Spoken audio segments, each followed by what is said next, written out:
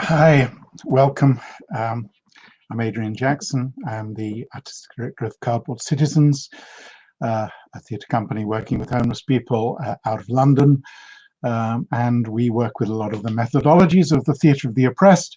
And I translated a number of books by Augusto Boal. And we have been having a fascinating series of conversations over the past month with theatre of the oppressed practitioners in different parts of the world with different applications of the methodology. We've spoken to Sanjoy Ganguly in West Bengal. We've spoken to Barbara Santosh, currently based in Berlin, but from Brazil. We've spoken to Mohamedou Diol in Senegal. And last week I had the pleasure of speaking to Hena Lon, who is in Israel, Palestine. And there have been a lot of events in this period. The whole sequence of conversations was triggered by COVID-19 and our desire to find out how people in different parts of the world were responding to it. But if one cataclysmic event wasn't enough, it's been followed by a number of others. And shortly after we spoke to Sanjoy Ganguly, a super cyclone hit the part of West Bengal in which he works.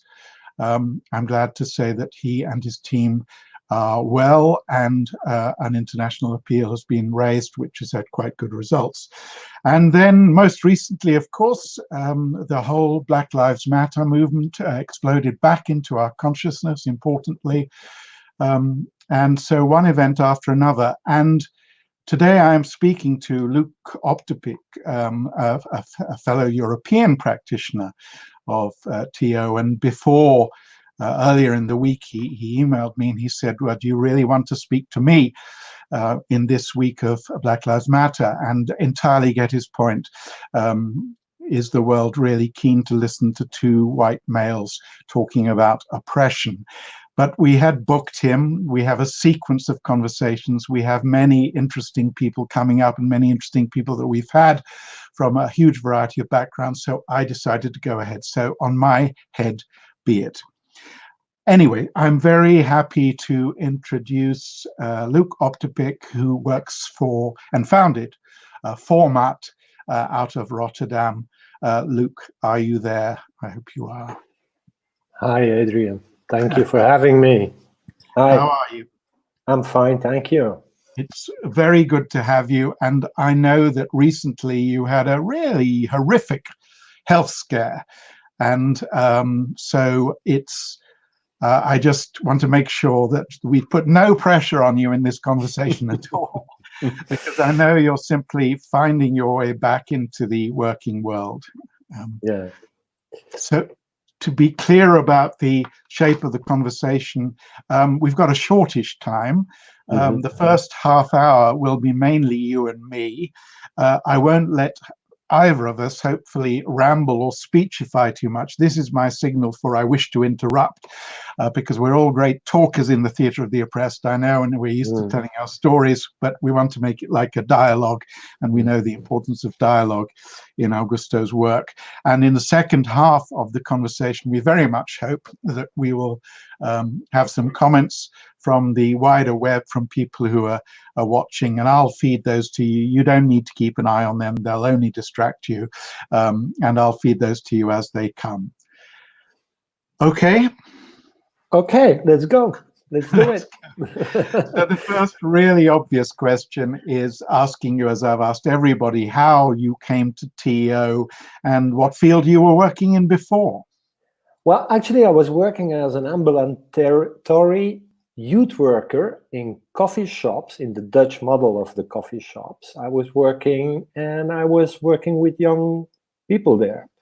And it was my first job in Rotterdam. I came from Antwerp, that is my native town. But I was working there, and one evening I heard there was a foreign theater show in a neighborhood house. And I was trying to motivate my pupils to go and watch the show. And they were all, the coffee shop where I worked in, a lot of people were Moroccan background, had a Moroccan background. And we went to see it, and it was a foreign theater play on racism and bullying. And I was fascinated by the idea that these people who were so hard to motivate, when they saw racism on stage and this joker figure came and asked, "What would you do if this was your story?" These people who were so hard to motivate, they acted as a bull on a red carpet. And I was like, what is going on here? I cannot understand what is going on. And of course, the pedagogical process for me as a pedagogue was fascinating. 2 weeks later, there was a course given by Augusto Boal in Bern in Switzerland, and somebody said, "Hey, if you think this is interesting, why don't you go and follow the course?" I did so. I came back from the 2 weeks of meeting Boal there, and I quit my job and I started a theater company. So that's how I came into the field of theater of the opera. There are so many people I've spoken to who have a punchline, and then I quit my job and I started a theater company. It seems to be a standard TO line. And tell me about the company you founded, FORMAAT, and its particular focus. Did you continue? I mean, when you're speaking of coffee shops, we would consider that a euphemism. That is a place where people smoked a lot of dope. Yes, is that correct? Yeah, that's. And so did you continue your focus on, I guess there were a lot of young people in that area, or did you diversify? What did you do? Well, in the beginning, we're doing a lot of school tours. We made a few foreign theater performances with professional actors, and we toured them through the country. Later in the history of FORMAAT, we got our own building, and we were more focused on the neighborhood work. But young people always have to have my focus in the work. I still have a youth group, still work with people from the RIF, Moroccans. It's a culture which is really fascinating me. So yeah. Yeah, okay. So a lot of work in schools, initially with professional actors, and also I know you, because we sometimes work together in this way, you delivered a lot of training. And I'm interested how incredibly quickly we're talking about race in this conversation, even though I prefaced it by saying nobody wants to hear two white guys talk about race. But we have to, because it's been a field of your work. Perhaps people don't really know how race is in Holland. Can you tell us about the particular species of racism that is prevalent there and its colonial origins? Young people, they have a lot of problems with the ethnical profiling of police officers. It's always when we go work with a group of young people, the problem of ethnical profiling, and they stop me and they harass me and they find me if I don't have an idea with me, if I make a mistake. Sometimes the police officers, they even know where I live, they know where I've been born, they know my parents, and still they ask me for my identity card. And this is the bullying we see a lot happening on the street, and it's always part of the performances they make and the examples they give of ethnical profiling.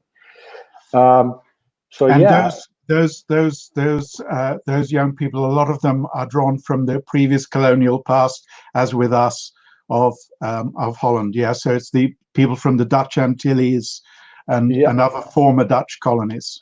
Yeah, Suriname, Curacao, but also a lot of Moroccan people, and we have a lot of Turkish migrants. They all face the same problem, I guess. Yeah. And you have just been, I think, out in Suriname, delivering some training. Would you like to speak a little bit about? I think you were just doing that just before you had a heart attack. Yeah, So yeah.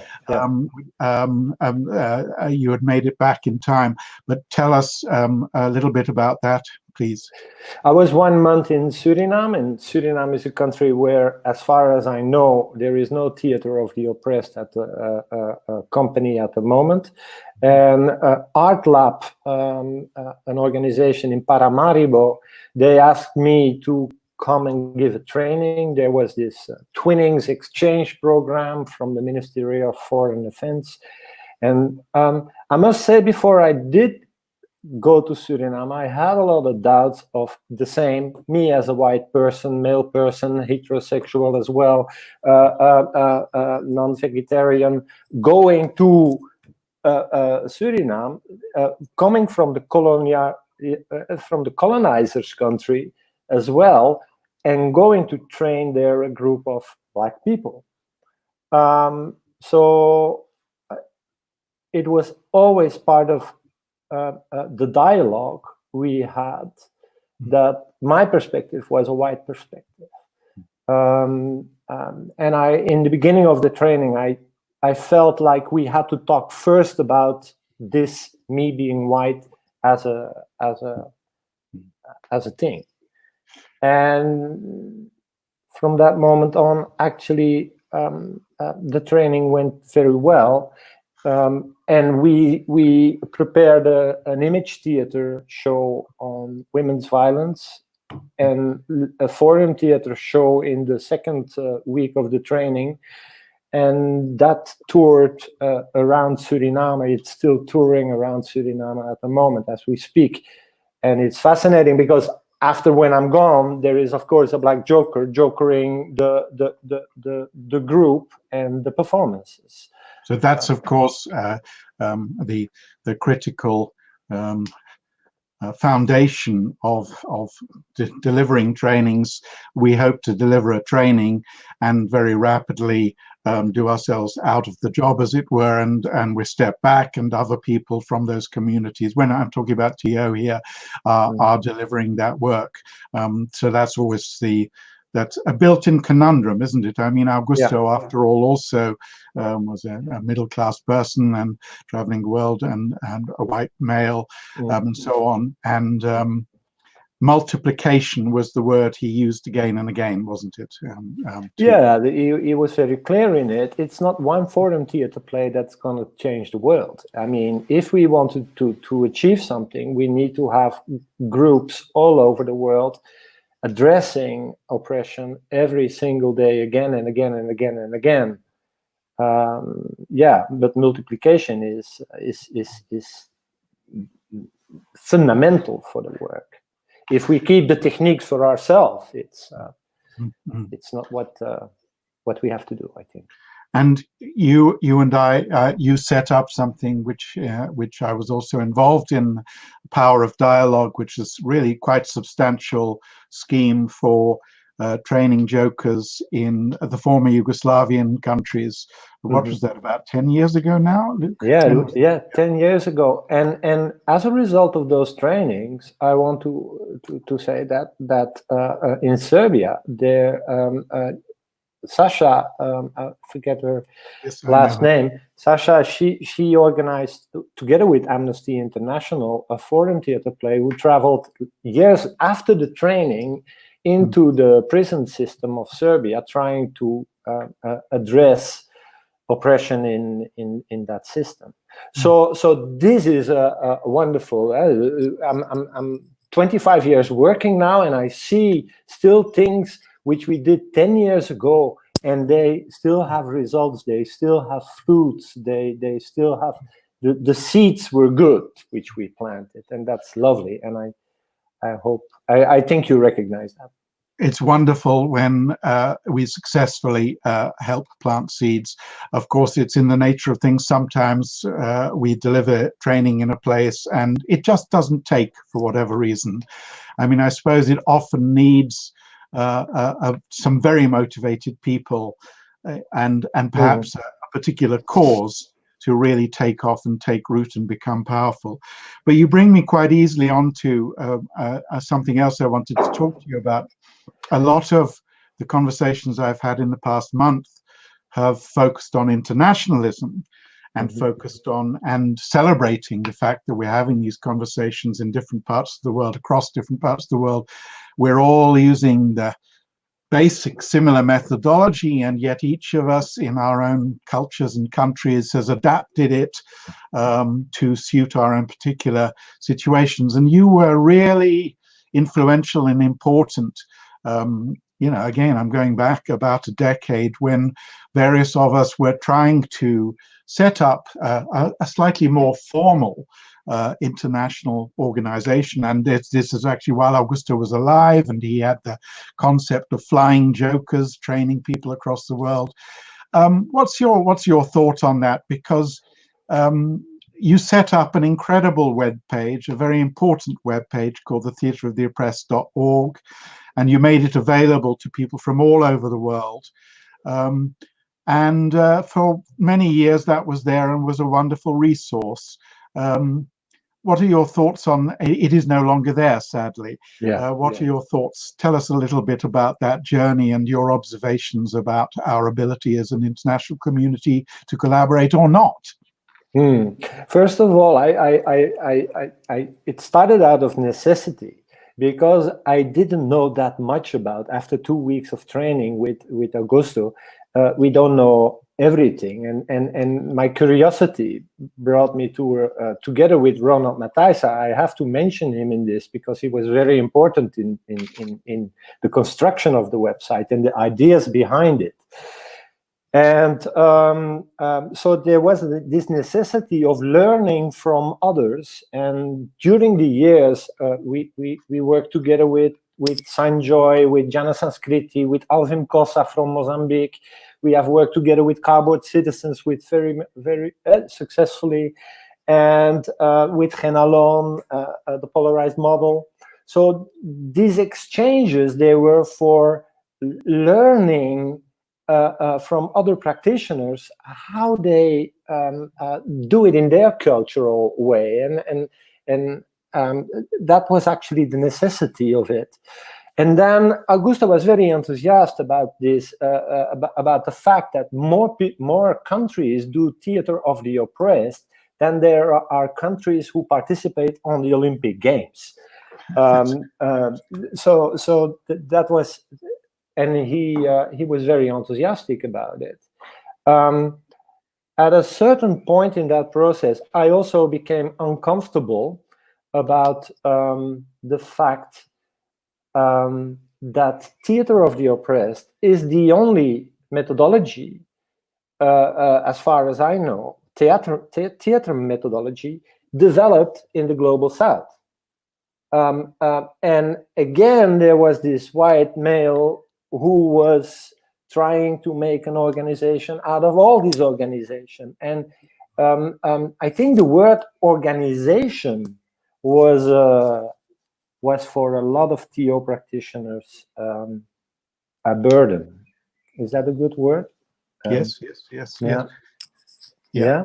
So when it comes to one-on-one, I do a project with this other practitioner, everything is fine, we can go, we can do it.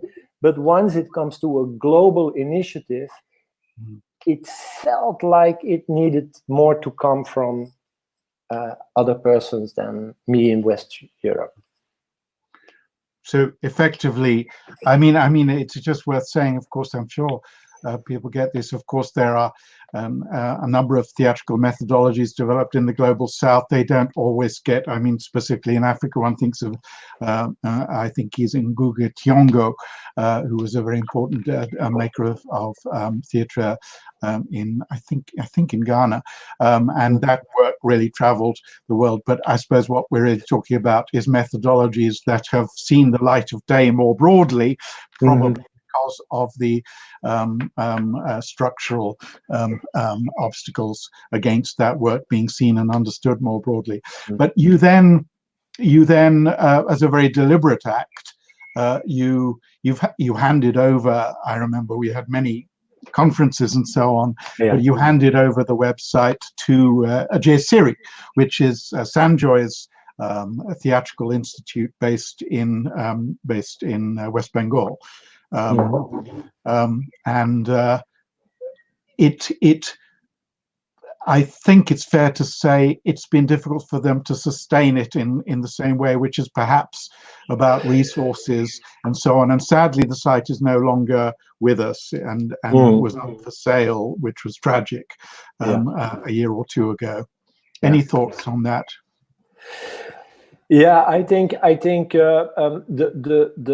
we handed over the website, but the back system, the back office of the website wasn't old. It was old. It was not like you could say one-on-one. I put it on the internet, because there was a lot of work to do on it. And as I remember it, Sanjoy was very eager to do that.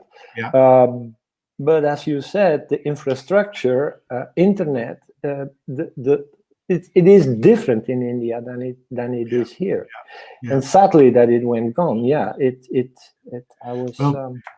There does seem to be a space for people with the time and energy to look at a revival of, or a recreation of that, or a duplication of it in a different part of the world, or support for Sanjoy to make that happen. Sorry, did you want to say something? Yeah, there is also the difficulty, and that was also one of the problems. Who is qualified to be on this website of International Theatre of the Oppressed Organization? And then you get into a difficult discussion. It had all the tensions that our movement has in it, really, between the sort of open access aspects of it and the desire to make sure that the work delivered is true to the founding ethos of Boal. I think you and I were both at a conference in Paris in '92. Were you there, Luc? No. No. Okay. Where a company purporting to do theatre of the oppressed performed what was really a just nakedly racist piece of theatre in front of the conference. And it was partly because of which everybody was suitably horrified about, and then we all reacted to, and we made images about. But I think it was partly because Augusto was so excited about the prospect of bringing in, and I remember we made an application to UNESCO, I think, and you need a lot of countries, and we hadn't vetted those guys. And you were, if I remember rightly, you and Ronald were almost working 1 or possibly 2 days a week curating this website for nothing. And that's the challenge, really, of keeping something like this going. And then you get all the emails in your box saying this practitioner is not sound, and this one is not good, and why do you there's something wrong with the sound. I hear myself double. Okay, we can hear you fine. But anyway, that's an interesting challenge, and I just want to pay homage to the work you did, which still stands and was really, really significant, and without which I might not know some of the people that I now know.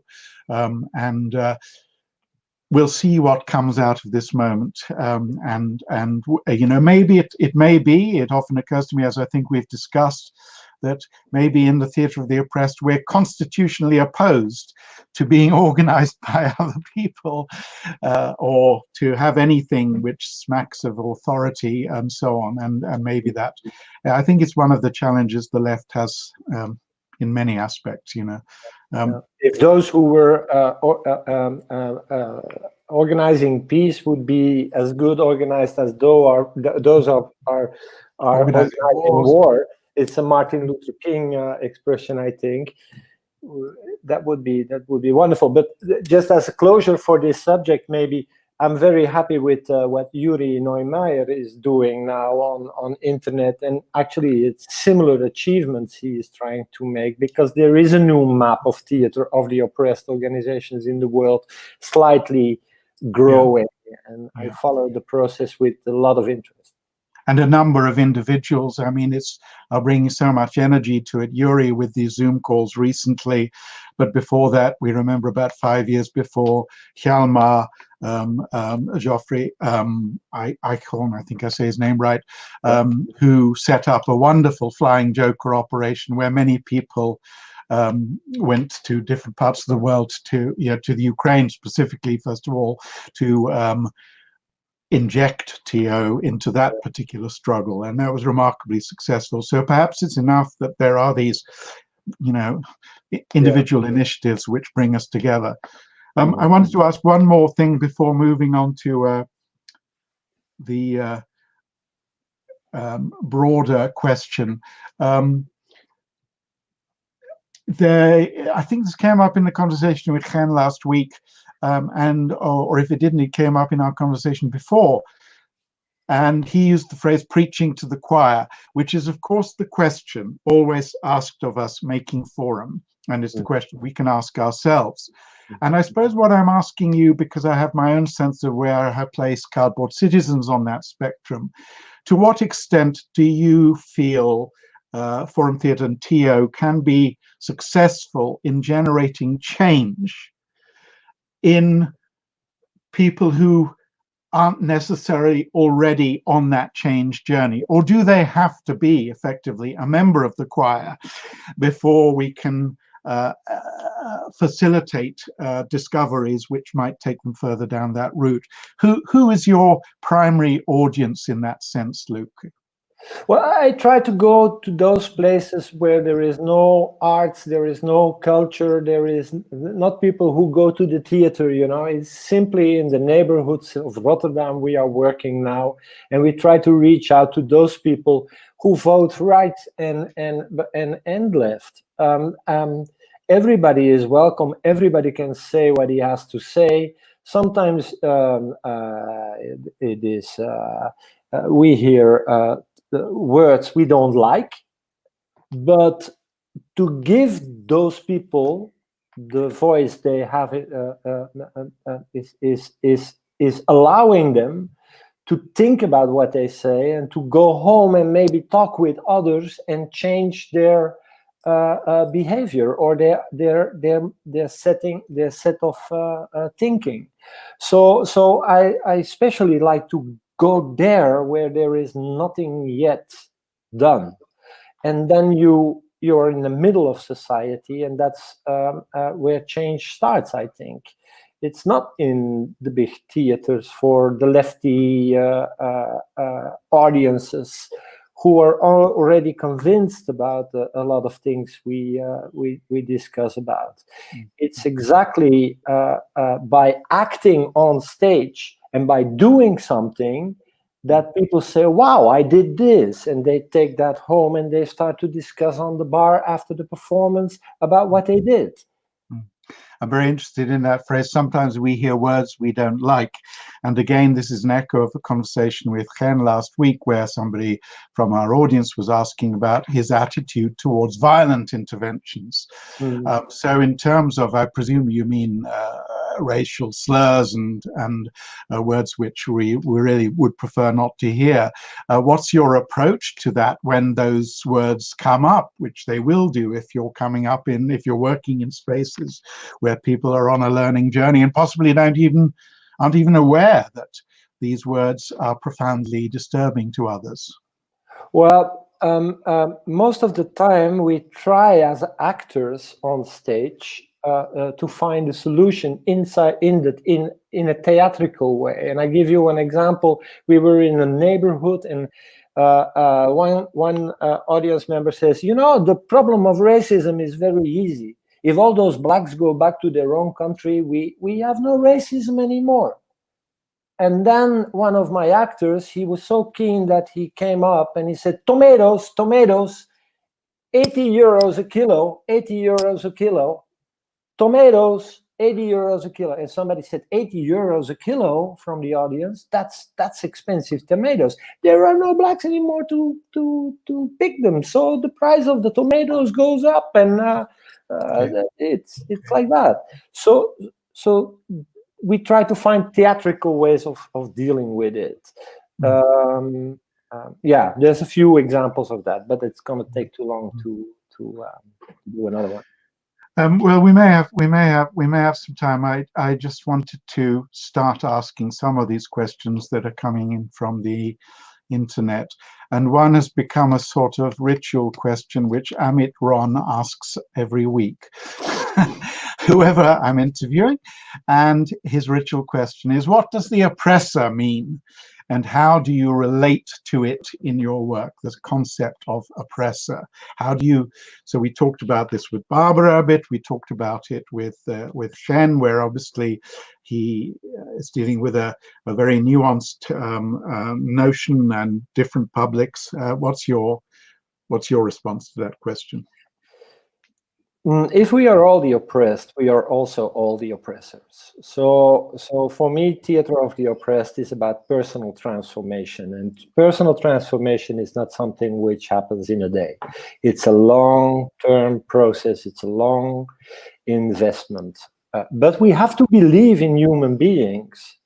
We have to believe in humanity that change is possible.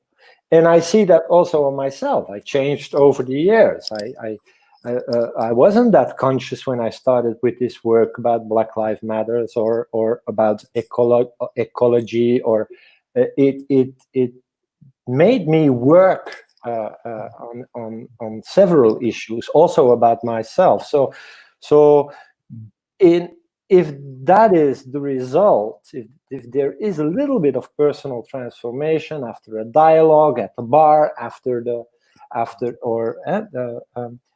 that's wonderful. That's why I do this. Yeah. It's, are you? Have you answered the oppressor question? Maybe you have. Maybe I'll come back to it. Are there particular examples of achieved change, either at an individual level or societal level, that keep you going, that stand out for you? We're continually asked to sort of prove levels of change we've achieved, and sometimes, of course, when we're working with legislative theatre or we're working in a particular community over a long period of time, we can log those changes. But of course, for some audiences, it's just a one night thing, and we don't see the people again. We don't know whether they've changed or not. Are there particular change creations that you're particularly proud and aware of, resulting from FORMAAT's work? Yeah, working with homeless people in Haarlem, we performed one time in the city hall of Haarlem, and there was the elderman watching the play, and it was on the lack of beds available for the nights, and he saw the play and he started to intervene, but with words, and he said, "Is this happening? I don't believe this is happening in my district." And the homeless people who were playing it, they were explaining him what happened and how many beds there were. And he said, if this is the problem, I'm going to make work of it. And a few weeks later, there were 10 extra places in that city for people to shelter in the night. I think it's small, of course, but it's so significant, and it's something I'm really proud of, that happens. And there's a lot of examples, but this one, immediately the policymaker watching what happens in his and seeing what happening, doubting it and acting on it, and that's when TO becomes direct social action. And I think that's also always what we try to do. People are very demanding of us in TO in their expectations of sort of the monumental changes which we may or may not bring about, and the idea of incremental change as you describe it, bit by bit by bit, you know, that is often the way change occurs, and transformation is such a huge word, isn't it? And a lot of people bandy it about again as if it would happen like that. So that's interesting to hear. I'm going to field you one or two other questions that have come at you. An interesting question about from again, I'm over favoring Amit Ron. I'm sorry, but it is an interesting question. And he says we're having a lot of conversations about wanting to standardize quality as a stage in making the field a recognized profession. What do you think, and what steps are required? And again, this goes to, because last week, a couple of weeks ago, Barbara has of course set up a course, which is a very formal set of qualifications over a long period of time. We at Cardboard Citizens, we deliver frequent trainings, and people come on a number of trainings, but we haven't as yet formalized it into an educational qualification. And I suppose the tension here is also between the professionalization of something which is meant as a gift to everybody. What are your thoughts about that? It's a difficult one, qualification, because it means that we are starting to thinking good and bad. And in the theater room, we always say at the beginning of a workshop, we celebrate the mistakes. If I look back at my own career, and the first foreign plays I made, they were of really bad quality. All of us. All of it. So this is exactly the difficulty. Do I allow the other person to grow by making mistakes? And when are you qualified? How many mistakes do we have to make before we are qualified? Absolutely. We should maybe have a registered number of mistakes that you have to have made before you can call yourself a joker. I mean, Katie Rubin is asking a similar, but it's not so much asking a question, talking about multiplication and lauding what she learned from you about, amongst others, about cultivating newer jokers and taking risks to give them leadership opportunities. And of course, we've all let loose new jokers on a stage, and it's wonderful in one respect, but it's terrifying in another respect, because from an audience you think, oh no, you've missed this opportunity. And of course we have to let people go where they're going to go. Yeah. And what was Katie's question? It wasn't a question, it was more curious if you can talk more about how you think we in the field could be continuing in the multiplication process.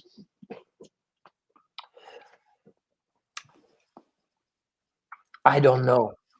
I don't know. I really don't know. I think we have to continue with doing what we are good in, and that is training people and doing projects and giving other people the stage, giving different kind of people the stage.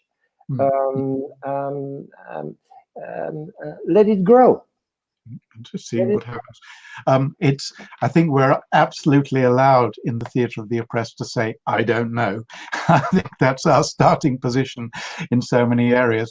I wanted to ask another question, which almost takes us back to where we began, because we started talking a bit, about Black Lives Matter, of course, and the absurdity of two white men speaking about oppression at this particular moment. But you were booked, so we pushed forward with it. Not everybody was necessarily here at the beginning of the conversation. But Ava Hunt has an interesting question about maintaining the energy of the work, which perhaps comes from current events and tragic circumstances like Black Lives Matter, like Me Too. And the question is, how can we keep the work vital and sustain methods of change outside of these catalysts? I mean, one of the challenges is being able to react quickly enough to events when we've got programs and so on, and it's a challenge for all organizations. What are your thoughts about that? Again, It's a difficult question. Can you repeat it for me, Adrian? I'm sorry. It's not even formed fully as a question. As many of the questions, they're sort of half statement. It seems that questions around maintaining the energy of the work come from protests, tragic circumstances currently at this moment. So like Black Lives Matter, like Me Too. And Ava's question is, how can we keep the work vital and sustain methods of change outside these catalysts? So I suppose Ava's point is that we're very provoked right now by BLM, we're very provoked by Me Too, or whatever it is, whatever's happening. We're all quite provoked by COVID and what we can do about it. When these sources of anger and energy and provocation die down, how can we keep that? How can we keep that really important work going, particularly when we're thinking about something like BLM? By keeping mention it constantly. We don't have to let go. You know, there's a lot of protest going on also now in cities. And actually, the same happens. You go home from the manifestation, you think, I did a good job, and things continue like they were always been. So we need to constantly address every meeting where I am on a city level here. To give an example, every meeting where I am only with white people and from my age with the same beard as we all have, and we're sitting there and we're talking about the social domain of the city, always I will say, why are we all white here around the table? Every time I will mention it. So I think we need persistent in that, to be very persistent in that. Keep mentioning. And are the groups that you work with, like I think you mentioned you're working with a migrant group, of course their own status is more difficult, because it may be more difficult for them to take action because they are more vulnerable to arrest and so on. Of course, we have the same tension with the homeless people that we work with, because the last thing one wants to do is to put people in the line of fire.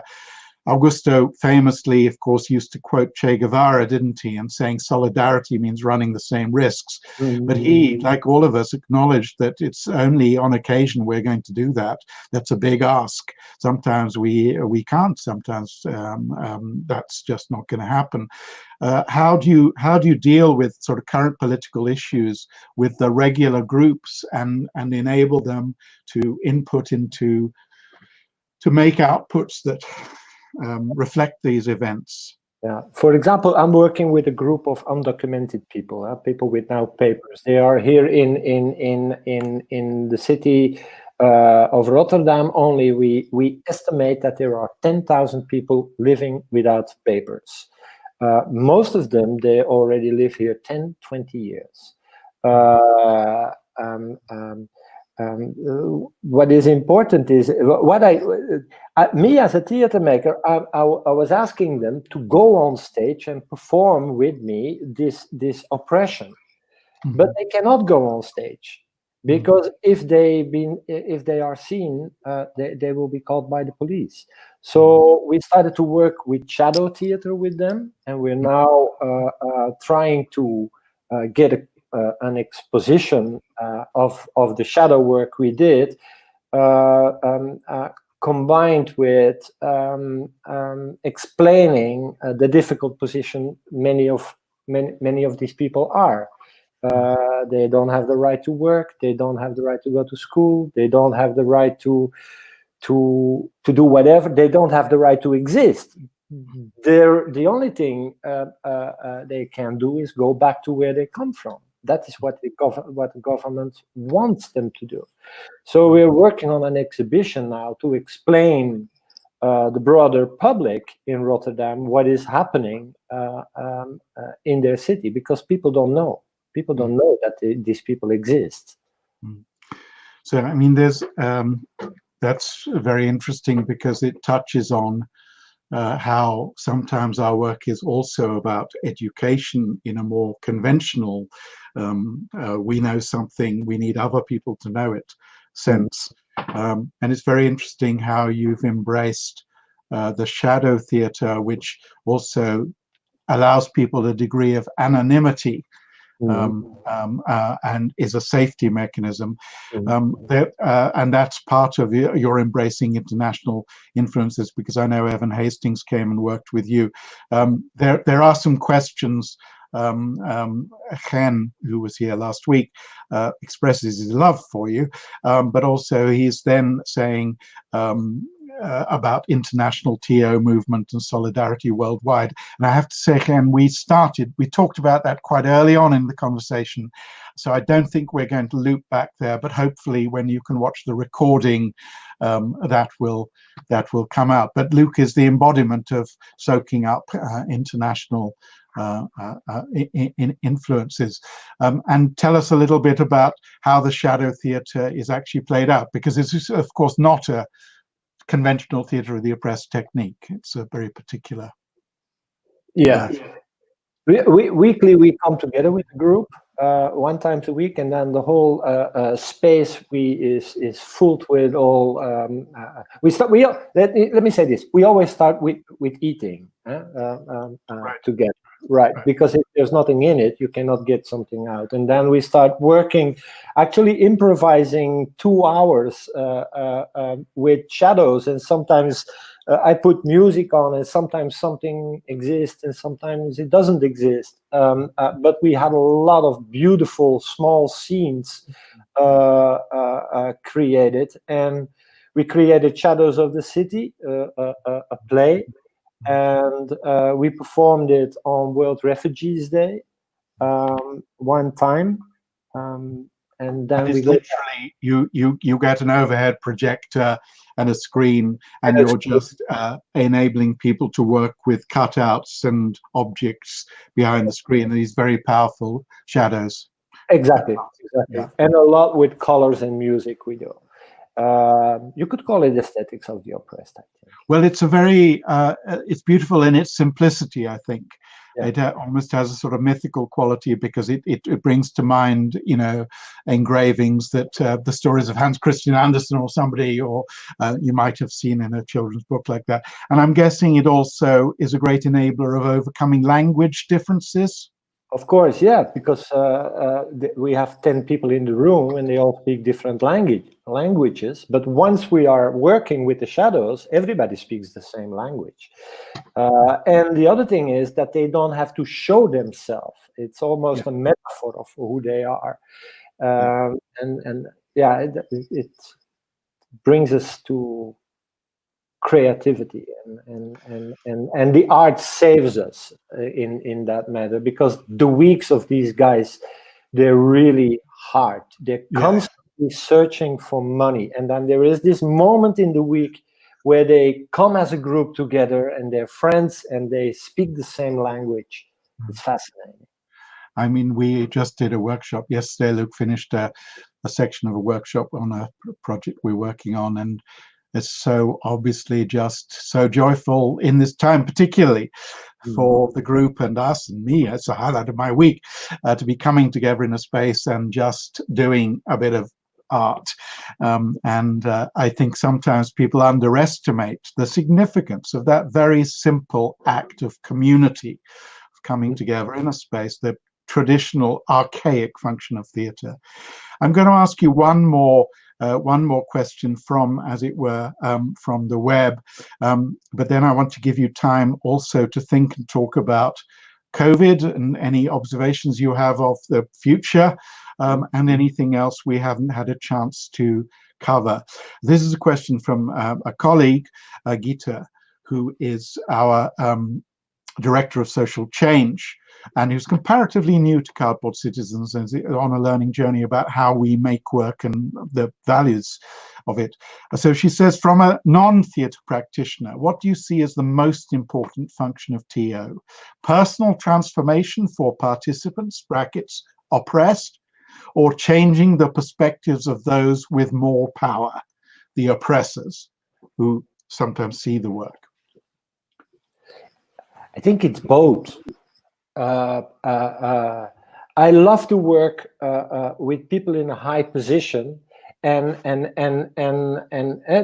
mean, we worked with the top of the Ministry of Justice and Security. Mm-hmm. They were coming with 20 director generals to our workspace to get a workshop from the City Atelier, which is a group of non-actors, giving them the workshop, explaining what is happening in the social domain of Rotterdam. I think that's very powerful also when the steering wheel is be giving to those who have less power than the other, and they lead actually the workshop. But we also need to be there where things happens in the neighborhood, and when there is social injustice, we need to mobilize. We need to get action.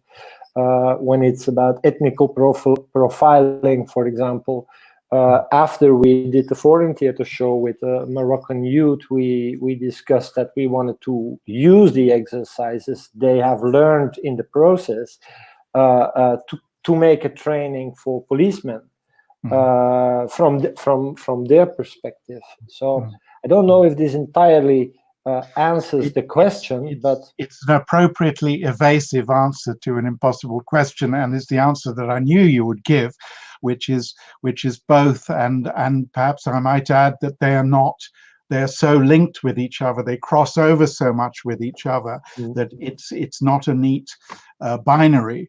And talking, of course, to Ren last week, I'm struck by how much of what he does we might classify as internal work for a group, and you were describing a workshop with those big, powerful people. Of course, if you delivered a forum piece in front of those big, powerful people with your Moroccan youth, we would be in danger of some difficulties where these people who knew nothing about the subject would be invited to come on stage and pretend for a microsecond to understand what it is like to be a person of color and be treated like that. And it might be deeply problematic and embarrassing. So these are tensions, aren't they, that we're all the time trying to work out what is the best way to deal with this situation. Exactly. Okay, very good. So I prepped you a little bit about COVID. Any thoughts? I mean, personally, when people ask me this, I have so little idea, but I have been asking people, and maybe by the end of this series of conversations, I will have the answer. How, in the short term, how is it immediately affecting your work and your ability to make work? The groups, they have difficulties with coming together. We have these Zoom sessions, I think, like everybody else. I'm done with Zoom. I can't. I mean, it's nice to do it a few times, but it is not when you meet.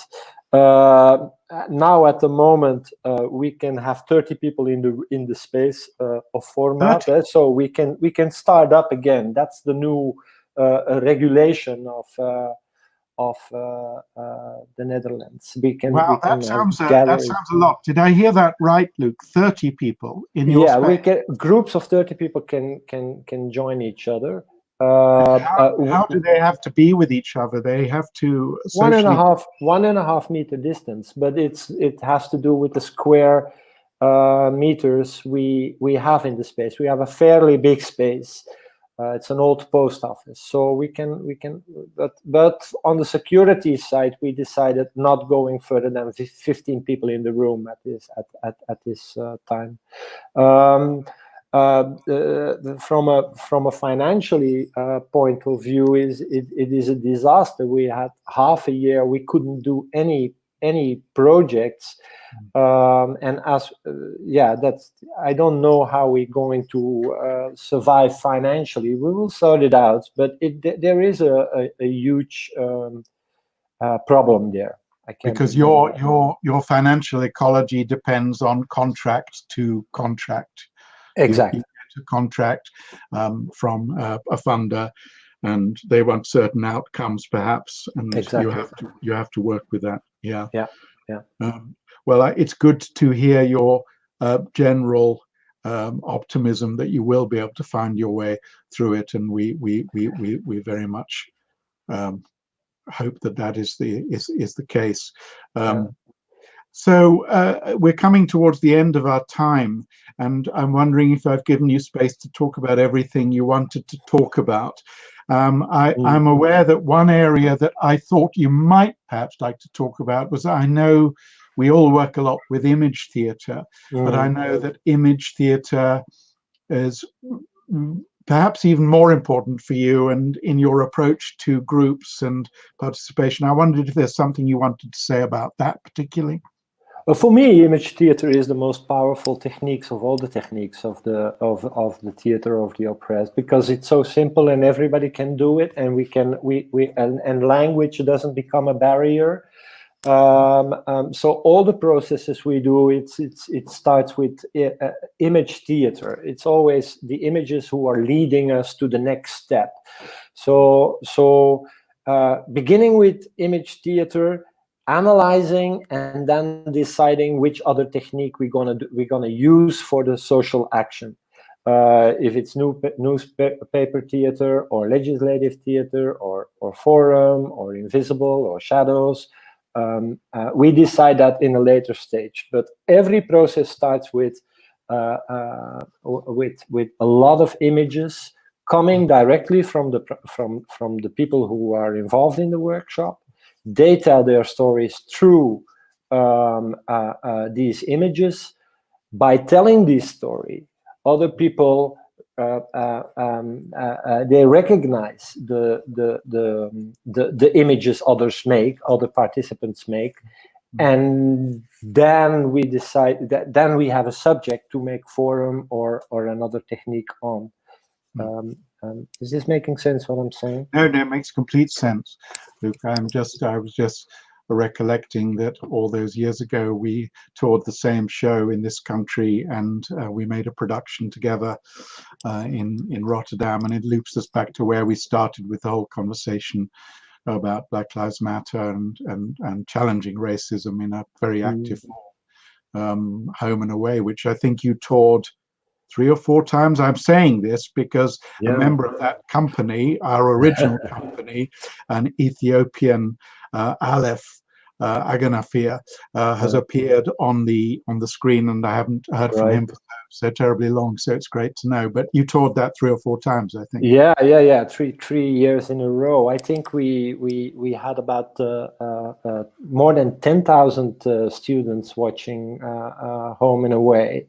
Was a fabulous production to do. It's a wonderful story written by you.